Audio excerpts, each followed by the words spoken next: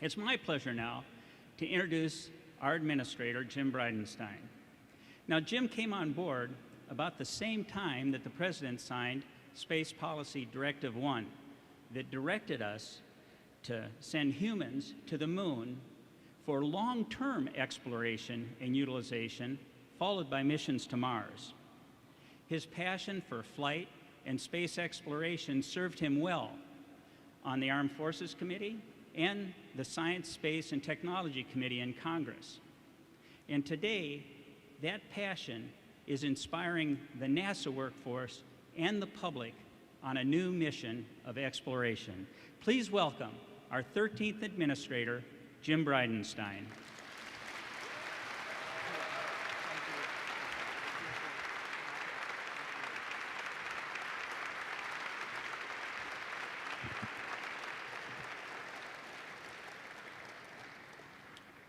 Well, Bob, thank you for that great introduction, and thank you all for being here on a day that I think is extremely exciting.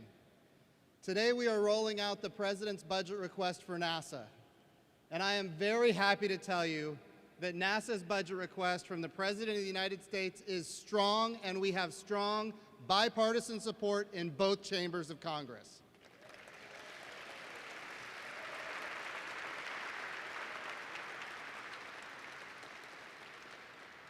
Now, many of you know that I'm a Navy pilot by trade, and I'm going to spend a few minutes talking about a mission that I think is a lot of fun, very exciting, and transformative, as a matter of fact, for the way we fly in the United States of America.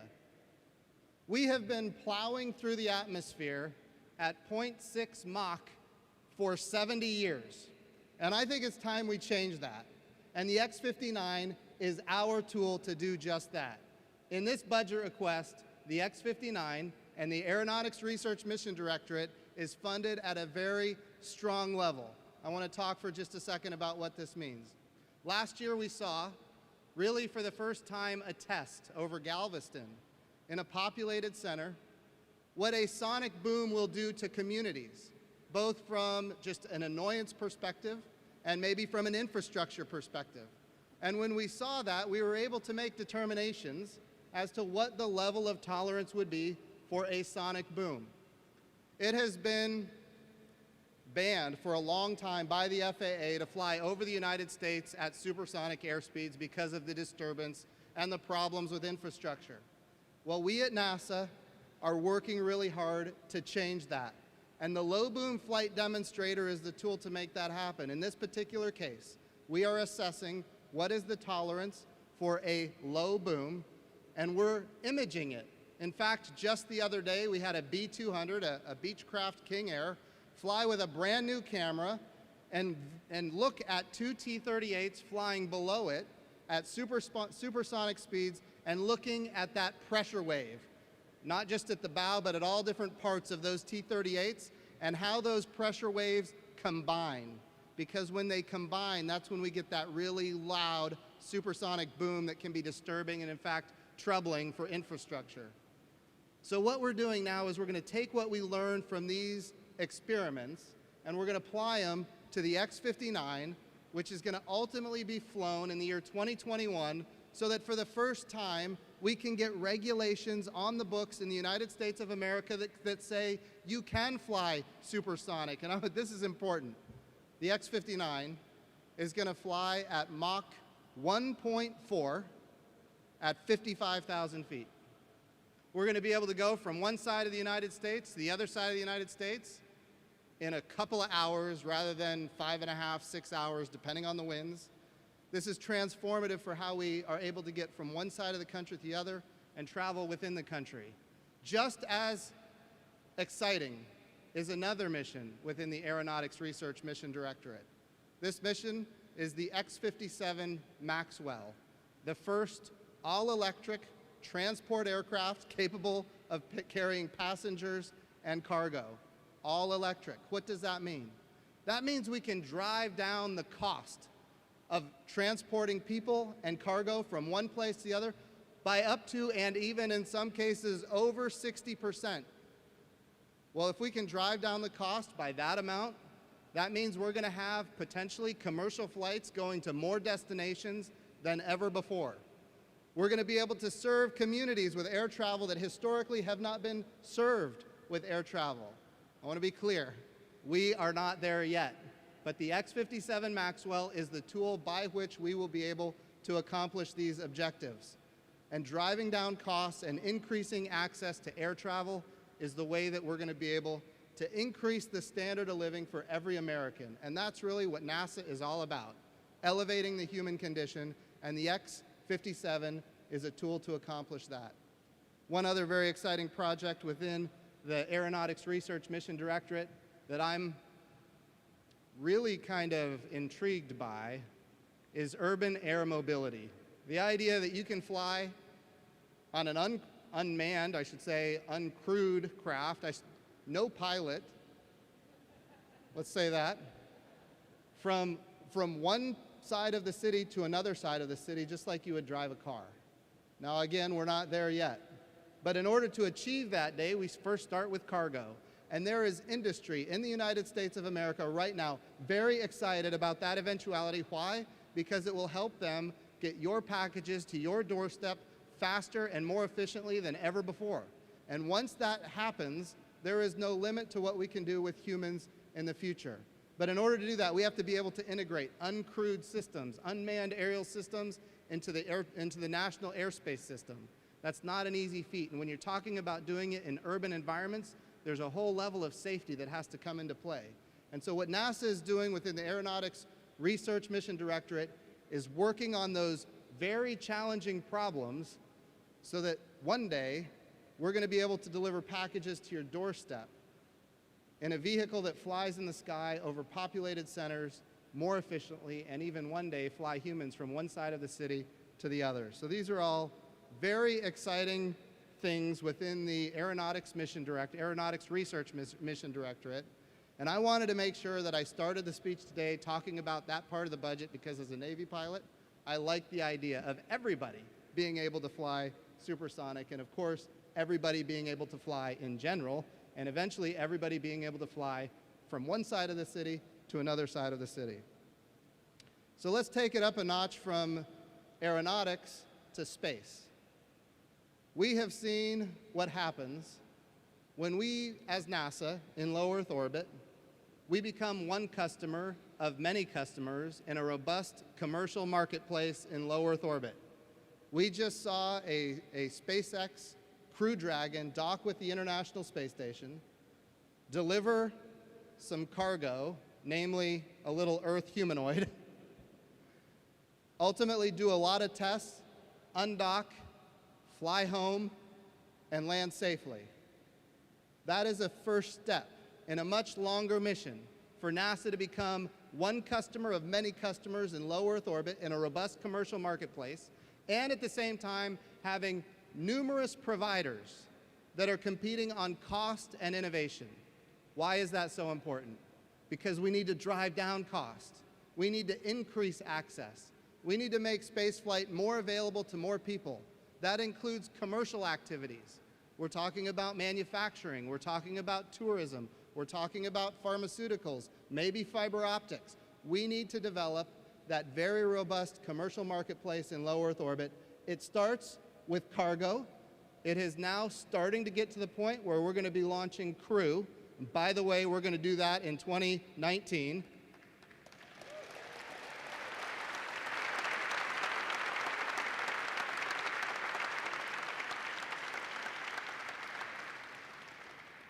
And eventually we're going to get to a day where low Earth orbit in general for habitation is going to be commercialized. In other words, NASA will be a customer of many customers with numerous providers competing on cost and innovation, not just for resupply, not just for crew, but in fact for habitation, for science, for discovery, for capability in low Earth orbit. Let's talk about why we want to do that. Why does NASA want to commercialize low Earth orbit? It is in our interest to take advantage of commercial marketplaces where they exist because the costs go down, access goes up, and then we can use the American tax dollars, the resources that we are given by the American taxpayer to go further and do more than we've ever done before. That's who we are and that's what we do. the President has given us Space Policy Directive 1, which says to go back to the moon, and we're going to do that in short order, maybe even in 2019, but at least by 2020, with commercial lunar payload services that are going to be funded through the Science Mission Directorate. And all of this is going to be possible because we're looking at going fast. There's two things when we talk about commercial lunar payload services that are important. Number one, it's commercial. We want competition on both cost and innovation. And number two, it's going to be fast. NASA is not going to be the long pole in the tent. NASA is going to, we have already provided 10 different payloads that are ready to go to the moon. And very soon, we're going to be issuing contracts to companies to deliver those payloads. We're talking about small scientific instruments to the surface of the moon. Now, Space Policy Directive 1 is not just about delivering small payloads to the surface of the moon. It's about much more than that. It's about having a sustainable human presence on and around the moon. In order to achieve that objective, we need a permanent command and service module in orbit around the moon. We call it Gateway, and that's fully funded in this President's budget request.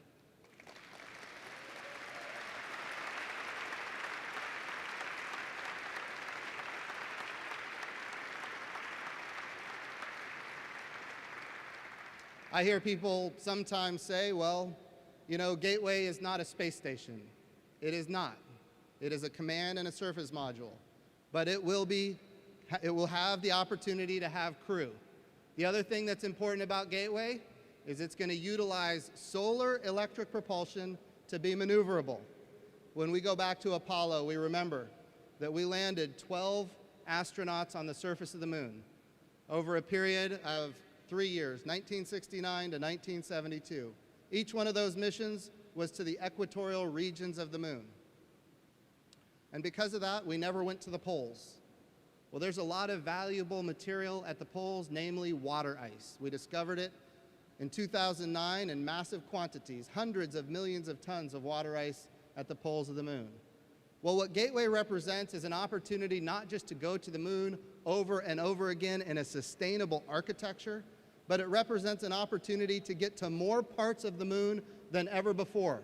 Our goal is not just to land in one spot of the moon and learn a whole lot about all of the things that are happening in 1 kilometer around that one spot. What we're interested in doing is learning all about the entire moon. Friends, there is a lot about the moon we don't yet know, and Gateway is going to allow us, with this reusable command and service module with solar electric propulsion. It can be in that equatorial region, that near rectilinear halo orbit. I was told by my comms folks never say that word because nobody knows what it is, but I just said it. But it's also going to go to the poles of the moon. It can go to the north. It can go to the south, L1 and L2, giving landers, rovers, robots, and humans more access to more parts of the moon than ever before. We don't want to miss anything ever again. There's a lot to learn, and this is about sustainability. When we talk about sustainability, what does that mean? That means we need to be able to launch mass payloads off the surface of the Earth. We need the SLS, and we need the Orion crew capsule, and we need the European service module, all of the above. And some people say, because I have said quite regularly, when the President says go to the moon, and he says go sustainably, in other words, this time when you go, you need to stay. When the President says that, what does it mean? It means we need reusability. We have seen what happens in low Earth orbit when we reuse rockets. The costs go down and the access goes up. We need reusability in the entire architecture between the Earth and the moon. Reusable launch, reusable tugs, reusable command and service modules in orbit around the moon, reusable landers, robots, rovers, all going, human landers going to the surface of the moon. Everything needs to be reusable, built into the architecture. And that's really what Space Policy Directive 1 is all about, a sustainable return to the moon. But I have heard criticism that maybe when we talk about sustainable and reusable, why do we build SLS and Orion? I want to be clear. Orion, by EM4, is going to have a lot of its components reusable, and we're working hard with our partners over at Lockheed Martin to make sure that we're building as much reusability into those vehicles as possible, and by EM4 it's possible. I'm not going to put a probability on it, but we could actually be reusing the pressure vessel of Orion in the near future. That's going to help us build reusability and sustainability into the project. When it comes to SLS, and on this point, I want to be crystal clear. SLS is not reusable, but it is a critical piece of the architecture that enables us to deliver reusability to the moon. We're talking about launching Gateway and Orion and the European Service Module. All of these things are part of a reusable architecture. We're talking about a rocket that's bigger than any rocket that's ever been built in human history, with a payload fairing capable of carrying volumes that we've never seen before, taller than the Statue of Liberty, to take our, not just astronauts to the moon, but at the same time, co-manifested payloads at the same time. This is a transformational strategic capability for the United States of America. And I want to stop for just a second and let you know this. SLS and Orion and Gateway, and in low Earth orbit, the International Space Station, commercial crew, commercial resupply, and commercialization of low Earth orbit for habitation, all of this is very strong in the President's budget request, and we are thrilled as an agency that he is backing up not just with Space Policy Directive 1, but with his budgets. And this is going to help us build that sustainable return to the moon.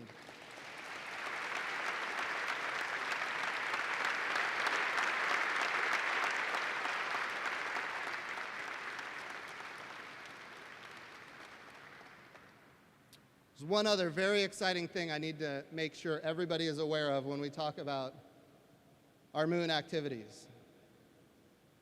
For the first time in over 10 years, we have money in this budget for a return to the moon with humans. I'm talking about human-rated landers, compatible with Gateway, that can go back and forth to the surface of the moon. We are funding human-rated landers to go to the moon for the first time in over 10 years.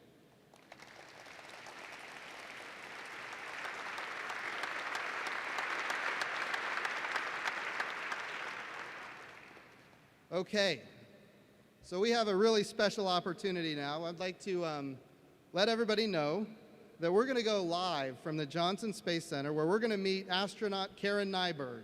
Karen is going to take us through the inside of a mock-up of the Orion crew capsule that astronauts will use to fly to the moon.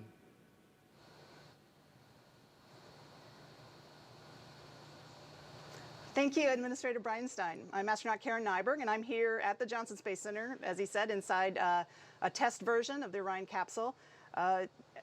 Over at KSC, you, of course, are seeing the real hardware, what is going to fly crews to space, to the vicinity of the moon. This is actually a volumetric mock-up. It's the same size, what you would expect, what the Orion is. We've been using it quite extensively here at the Johnson Space Center for engineering and operational evaluations. And you really get a sense when you're sitting in here, when you get inside, what it's going to be like for the crew when we actually start taking it to the vicinity of the moon. I'm sitting here next to the commander's seat. The commander would be sitting here to my left, and in front of us are the displays. We have three screens that we can switch depending on what phase of flight we're in. We can pull up any number of displays. Here we monitor all of our systems, communication prop, our ECLIS, our electrical system. We can monitor our attitude in space and also our trajectories, and also send commands from here as well. It's quite slick. Above my head, you'll see we have several windows, which I think is a key component for any vehicle that is going to carry people. And I'm sure this is going to provide a great view of the moon for folks as they're getting near. It's really an exciting time for everybody at NASA right now. Not only are we building Orion and SLS, but at the same time, we're continuing to do the work and, living on board the International Space Station, doing research for investigators all over the world.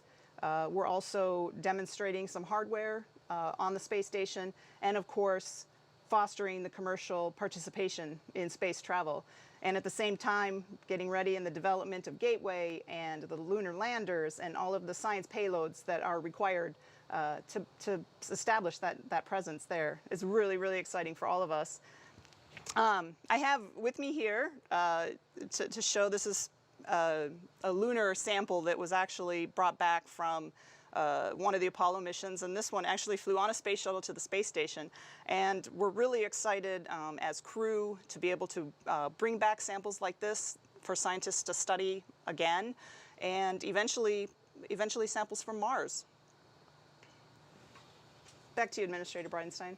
Well, Karen, thank you for that brief and that update. Can you share with us as an astronaut, and I know you're working with the astronaut corps all the time, with all of these different capabilities that are under development right now and in fact now testing, of course we've got the Dragon, we've got the Starliner, and now we've got Orion.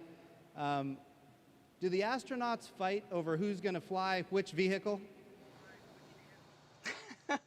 I don't know if we fight over it, but I think everybody has in their mind they want to fly something. I think we're in a unique position now with so many different vehicles to fly on, and I think most crews are just happy to get a spaceflight assignment. Well, Karen, I just want to say thank you for that. I'm going to talk for just a second about that lunar sample that you have in your hand. We have a very special announcement today. We have 3 lunar samples that have come back from the moon that have never been opened. We're going back to our missions from 1969 to 1972, 6 missions. We have 3 samples that have never been opened.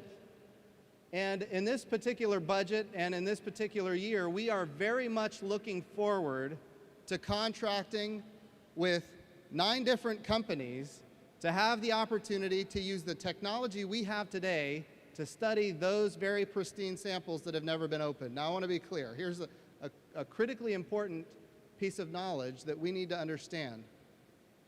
When the previous generations did Apollo, they knew that the technology that they had in that day was not the technology that we would have in this day. So they made a determination that they were going to preserve samples, because they knew there would be a day when better technology would be able to better assess all of the different the history of the moon from ultimately the technology that we have today.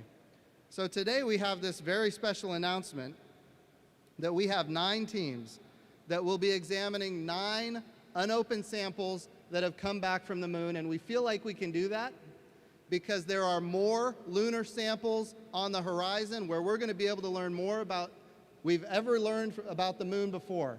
So I'd like to thank, if it's okay, the Apollo generation for preserving these samples.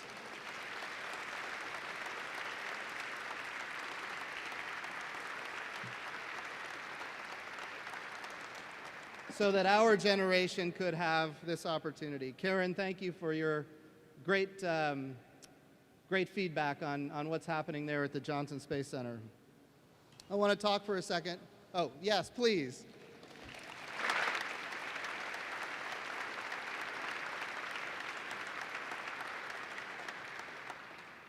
I want to talk for a second about the Gateway. One of the valuable capabilities that the Gateway is going to bring is a plus-up in solar electric propulsion. We're talking about the ability to maneuver. Now, the Gateway is not the International Space Station. That's an important thing to remember, because we want to be able to have it maneuverable around to go to all parts of the moon. And in order to do that, it can't grow too big. The mass has to be constrained so that we can use solar electric propulsion, which has a very high specific impulse. In other words, it can be used for a very long period of time for sustainability, to be able to go again to the poles, both the north and the south pole of the moon. Could we bring up a picture of the Gateway?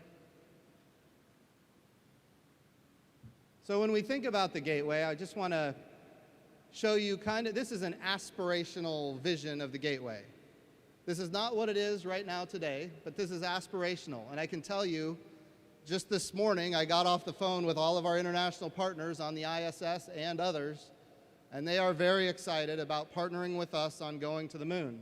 A couple of weeks ago, we announced that Canada is stepping up for the next 24 years to partner with us on robotics on the Gateway.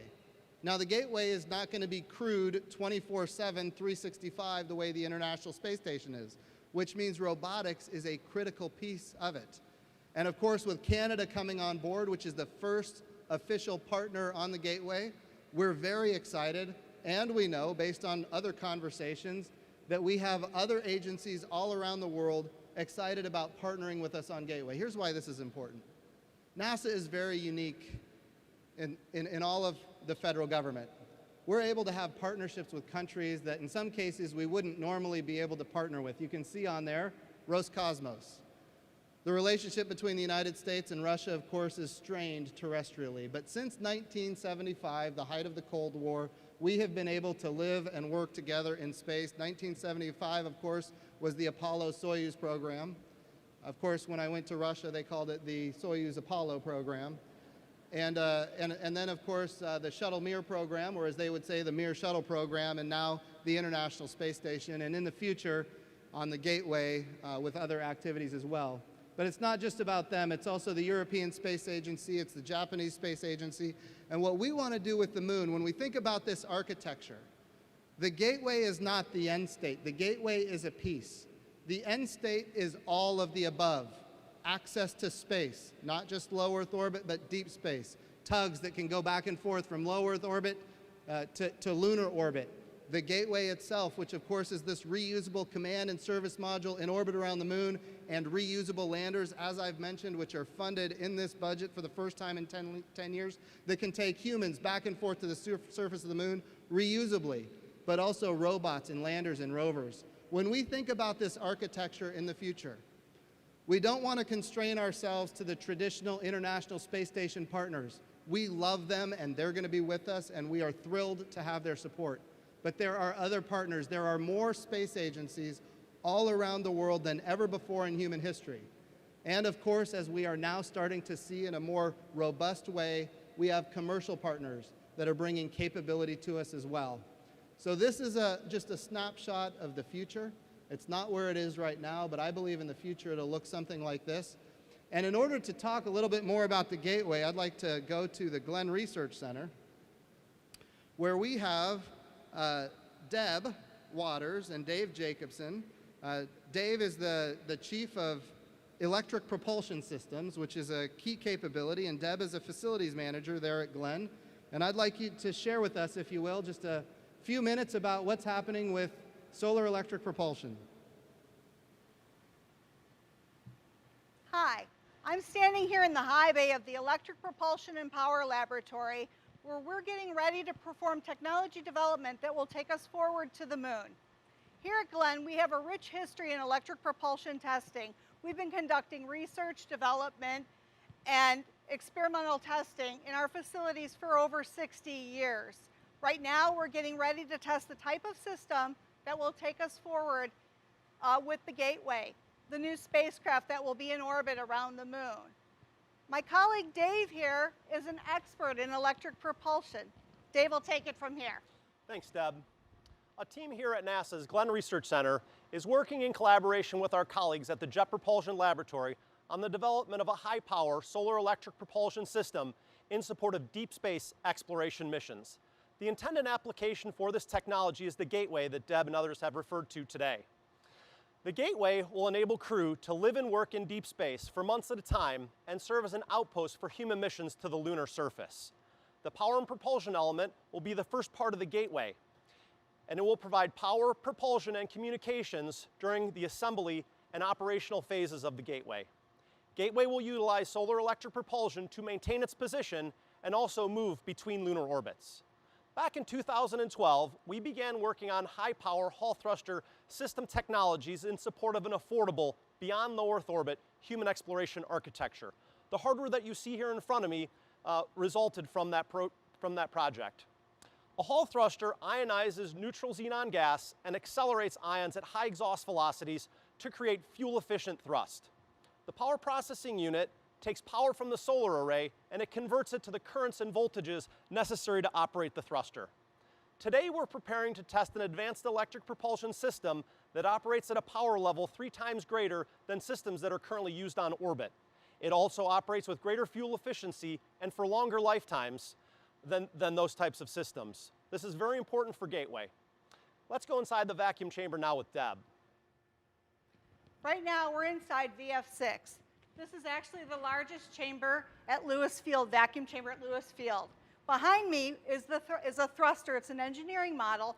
Around it is a thermal shroud.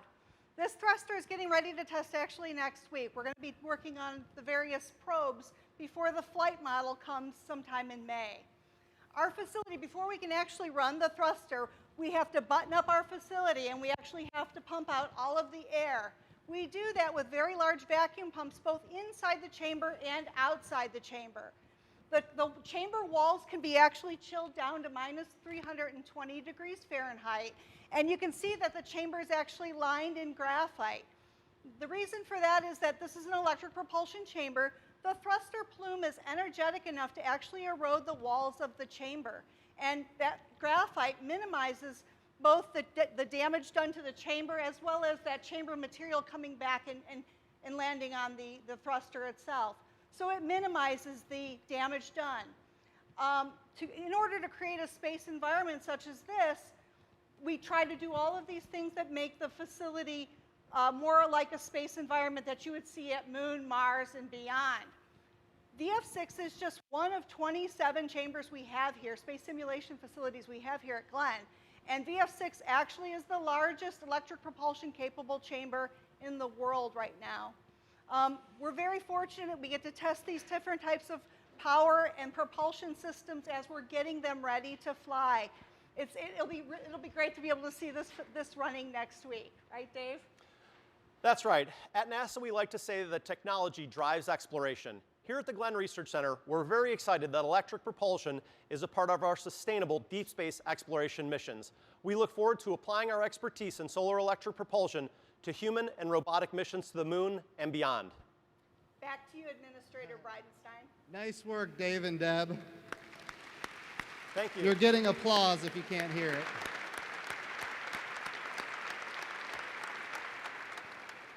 I got a question for you guys, just real quick before you leave. What's the next major milestone in this propulsion development? Sure. So the hardware that I showed you earlier was designed and built by the Glenn and JPL team to demonstrate feasibility of this technique for the Gateway. In 2016, we selected an industry partner who is finishing the development of the system and also qualification for Gateway. In the May timeframe, I think Deb might have referred to that hardware, we'll be receiving the first engineering technology units, and we will be conducting development testing, including functional, performance, and environmental testing, all in support of the Gateway. Awesome. Last question.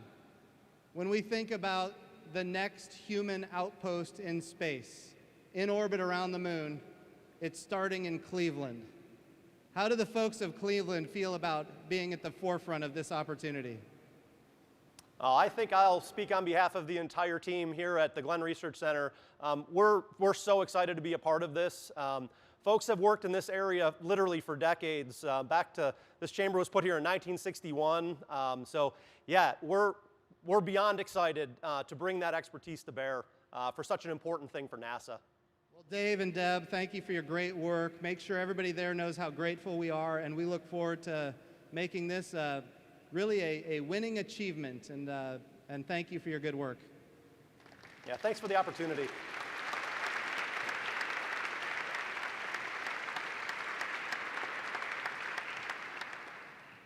So we've talked today a lot about the moon, and we have all heard the President's Space Policy Directive 1, which I am charged with carrying out, that today's budget announcement enables us to achieve.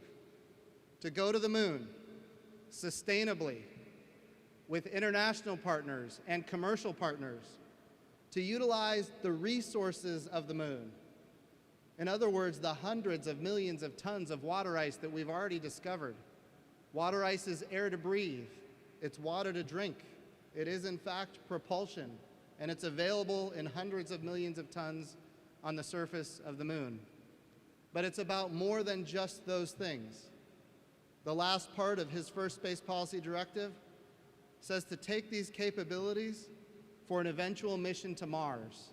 So what we're trying to do is prove capability, prove technology, retire risk, make sure that what we develop is not a dead end and in fact has capabilities of being utilized on another world.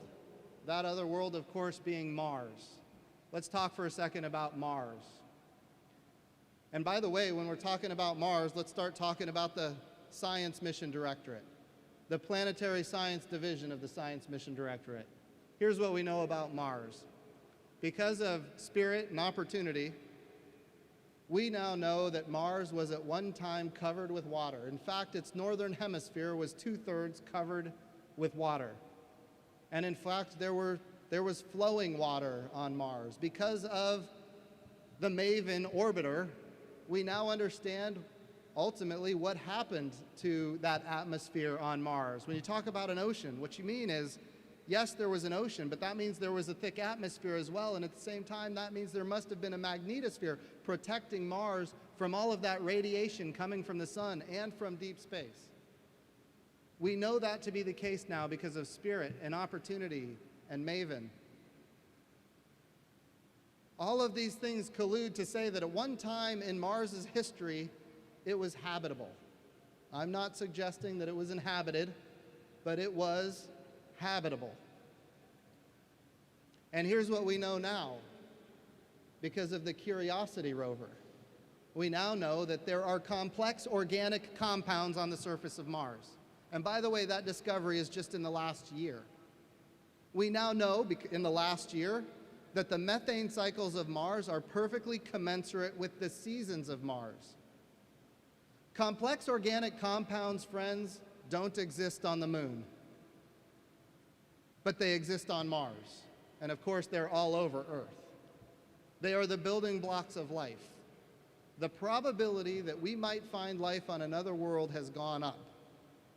When the methane cycles are commensurate with the seasons, again, it doesn't guarantee that there's life, but the probability of life on another world just went up again. Now, I'm not talking about bunny rabbits, I want to be clear. I'm talking about microbial life. And I think it's important, and this budget funds our ability to reach out to another world and find potentially life on another world.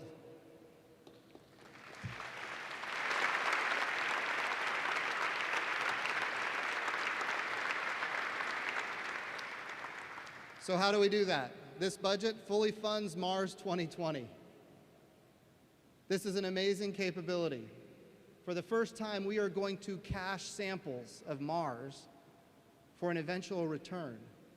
We're also going to figure out how do we use the carbon dioxide of Mars to create oxygen that eventually humans will be able to breathe. And even more exciting, we are going to, for the first time, fly a helicopter on another world with the Mars helicopter.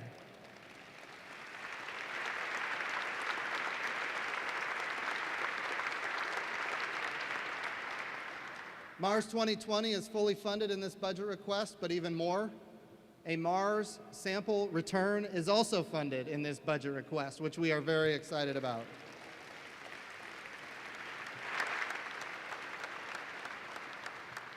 The moon is the proving ground. Mars is the horizon goal, and it requires an all-of-the-above approach.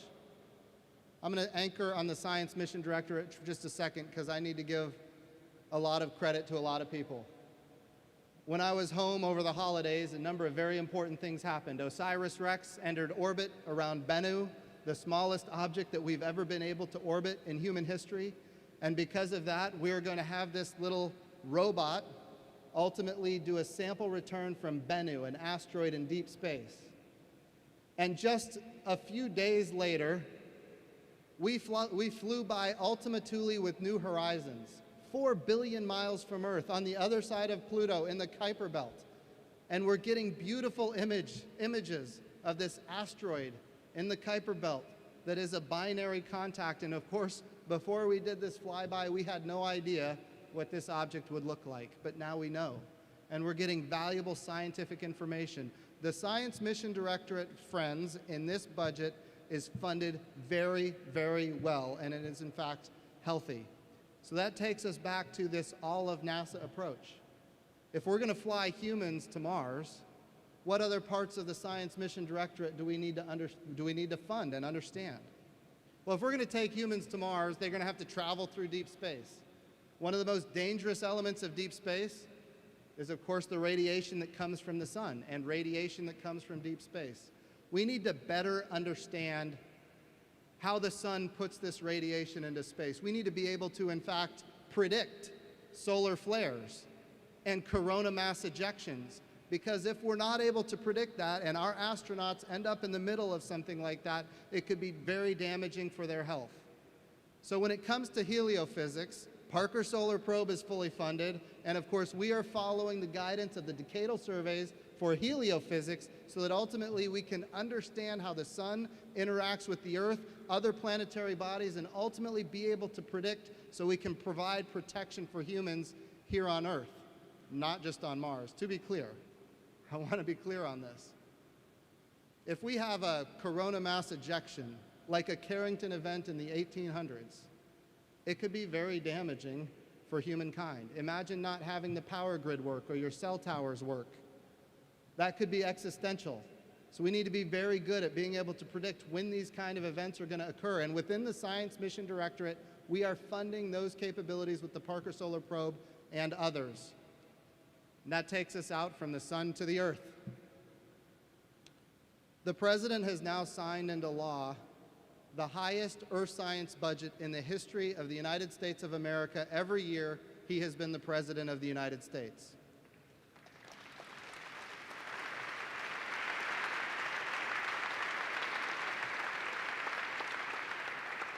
And this budget request is higher than 5 of the budgets that came out of the previous administration. When I came to NASA, I committed to Congress, and I commit to you now, that the Earth Science Division of the Science Mission Directorate would be strong, that we would move forward, no kidding, with the decadal surveys that come from the National Academy of Sciences in all of their agenda items, starting with understanding the interaction with the water cycle and the energy cycle, ultimately being able to predict weather and air quality, understanding natural disasters and how they occur. When we think about ecosystem change, which, friends, it is changing. Carbon dioxide is in the atmosphere in levels that we've never seen before. We are responsible for that. It is a greenhouse gas. NASA has an obligation to continue studying these activities. We want to reduce climate uncertainty. And what we do when we study the planet is we sense the Earth in every part of the electromagnetic spectrum, and we share that information with the world, and we do it for free. NASA is an agency. We don't do policy. We don't make recommendations about what to do with what we learn, but what we do is we study the Earth. And as I committed from the beginning, we are studying the Earth with as strong a budget as we have seen really in a very long time right now, and this budget request for Earth science is very strong as well.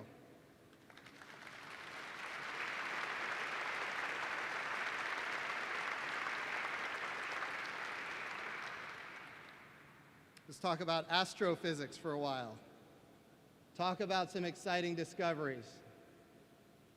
You know, what's amazing is we're learning more about not just our solar system, not just about our galaxy, but in fact about the entire universe all the time now. We're discovering new planets around other stars. The Decadal Survey for Astrophysics wants us to see, no kidding, the beginning of the universe, what we call cosmic dawn, to see the first light in the universe, light from stars, light from galaxies, to even assess the earliest black holes. And friends, we're starting, because of these capabilities that have been launched in previous decades, we're starting to understand physics, astrophysics, in a way that previously was only theory. And for now, for the first time, we're proving out the reality of the theory of relativity, Einstein, and all of these other things. We're seeing it for the first time. What we now know because of these missions, we talk about Hubble and Chandra and Spitzer and Kepler. We now know that the universe is not only expanding, but it's expanding at an ever-increasing rate. It is, in fact, accelerating. And the question is why? And we talk about things like dark matter, which we now know is most of the matter in the universe. We can't interact with it, we can't see it, but we know it's there because we can see its gravitational effects. And of course, when we talk about the acceleration usually matter has this gravity and it pulls things together. But instead, the universe is accelerating faster and faster away from this point. And so we use words like dark energy is causing this to happen. Well, in order to learn more about this kind of activity, we need to be able to see to the very beginning. We need to be able to see that cosmic dawn, the first light in the universe. And I will tell you, it has been a challenge for me as your NASA administrator to go up to the Hill and talk about the James Webb Space Telescope. Some of you might have seen those hearings, and they're not fun. But I will also tell you this. This administration is committed to the James Webb Space Telescope, and we have bipartisan support for the James Webb Space Telescope, and it is our agenda, our #1 agenda for James Webb is mission success. We can talk about budgets and we can talk about schedules, but at this point, this mission is so important to the United States of America, and here's why. We're talking about establishing America as the lead in physics for the next 30 years. When James Webb Space Telescope is launched and we're able to see cosmic dawn, it establishes the United States as the leader of physics for the next 30 years. But it goes beyond that. Sure, we want to lead, but we also want to discover. We have models and ideas about really what the universe looked like in those days, but we're going to know. And I can tell you this, here's what we already know, the models aren't right. So this is an exciting time. The other thing that's important, that this comes straight from the decadal survey, we want to be able to look at other stars. And not only look at those stars, but look at other planets around those stars and characterize those planets as to their habitability. Could those planets be able to host life? And James Webb is going to give us an opportunity to look at the light as it transfers through that atmosphere. Certain parts of the spectrum are not going to make it through, and we're going to be able to determine the atmospheres of planets around other stars and make assessments as to characterize, if you will, the atmospheres of those planets. James Webb is going to be an amazing capability for the United States of America. As we're on astrophysics, I also want to make one last statement that I think is important. We talked about the gateway and how it's going to give us access to the surface of the moon. We want humans on the moon. We want robots and landers and rovers. We want to get to more parts of the moon than ever before. The gateway is not just about getting to the moon. It's not just about studying the moon from an orbit around the moon. The gateway gives us an opportunity to study deep space from a human-tended space station, which gives us a capability that heretofore we've never seen. Here's what we know. On the far side of the moon, it is very quiet. Why is it so quiet? Because all of the electromagnetic radiation that we create, it's quiet on the far side of the moon. So we can image deep space in parts of the electromagnetic spectrum that we can't currently image deep space with. And by the way, it's not just gateway, but it's also surface activities. We can do astrophysics from the surface of the moon with very thin wire antennas. Now that's maybe not in this budget request, but the gateway opens the door to all of these capabilities in the future. So in closing, I want everybody to know that NASA's budget request is very good. And we have bipartisan support, which I have been committed to from the beginning for NASA, not just in the House, but also in the Senate.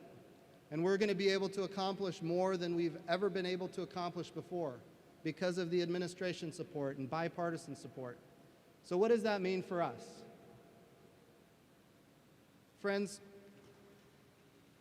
we need to make sure that when we consider our agency, I just talked about heliophysics and how important it is if we're going to send astronauts to Mars. How important is heliophysics to the lives of those astronauts? But just not those astronauts, but also the landers and the rovers and the robots. That means heliophysics is a critical piece of our moon to Mars capability.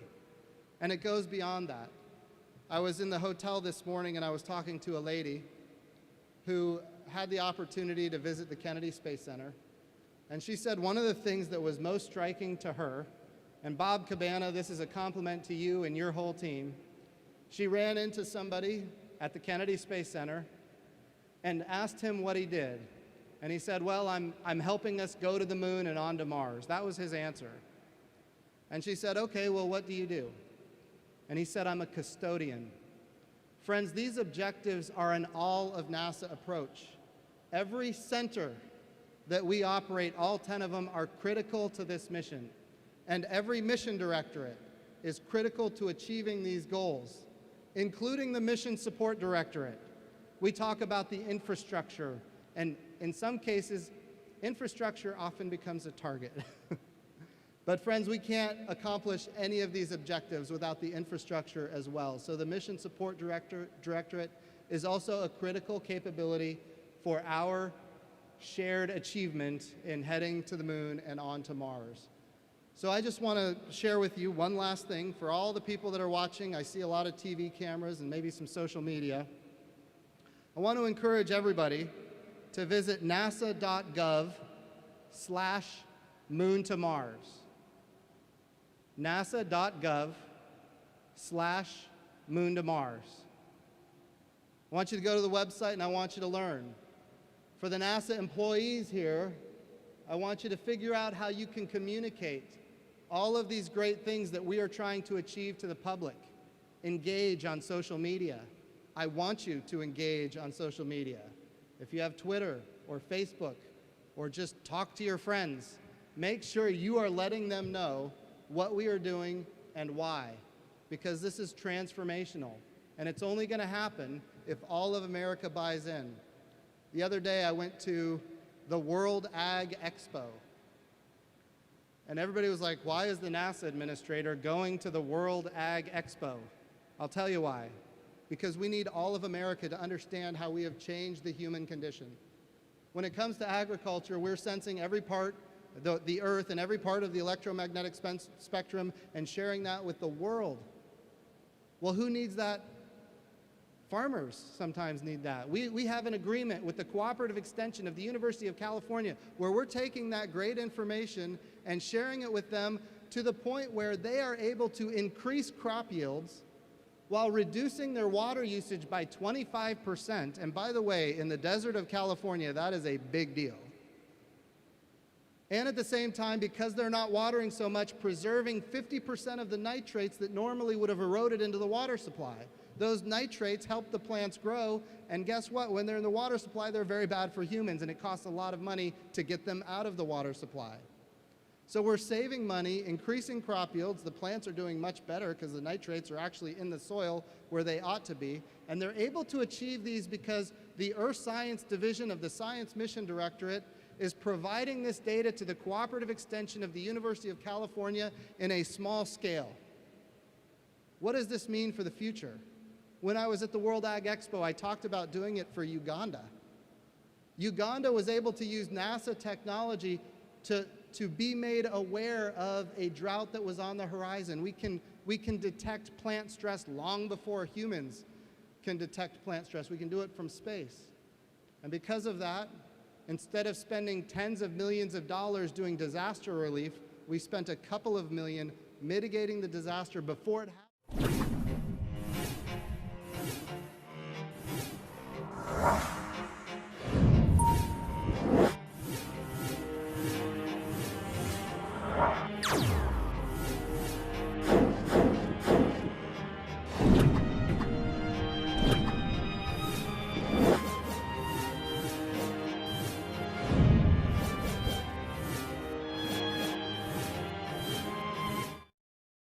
How we produce energy. Geocarb, another Earth Science Division mission that is helping us make sure that as we produce energy, we're not polluting the atmosphere. And that, by the way, the energy companies love that because then they don't get fined, which is a good thing. The way we do weather prediction and understand the climate, the way we do disaster relief and national security, the way we do banking. All of the banking